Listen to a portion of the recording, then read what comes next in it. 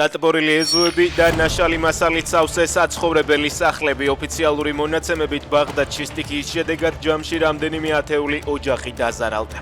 მუნიციპალიტეტსა და სოფლებში უხინალექის შედეგად ადგილობრივებს მეურნეობა გაუნადგურდათ. ქუჩების დატბორვის გამო დაზიანდა საგზაო ინფრასტრუქტურაც.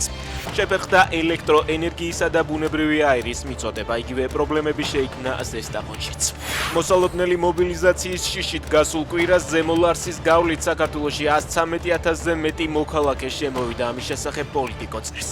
გამოცემის ინფორმაციით კრემლმა ბოლო თვეებში რეზერვისტების შესახებ მონაცემების შეგროვება გააძლიერა და საკონტრაქტო სამხედროების გასაწვევად ზომები გაამკაცრა.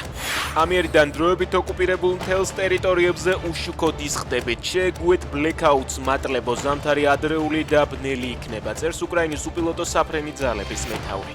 რობერტ მადიარ ბროუდის ცნობით ორ თვეში უკრაინულმა დრონებმა ოკუპირებულ ტერიტორიებზე 315 ენერგოკვანძი წარმატებით დაბომბეს. დონეცკში სამეთაურო პუნქტზე უკრაინელების დარტყმის შედეგად რუსი ოფიცერი ვიცე-პოლკოვნიკი ანდრეი მოსეენკო მოკვდა. თავდასხმა 26 აგვისტოს მოხდა.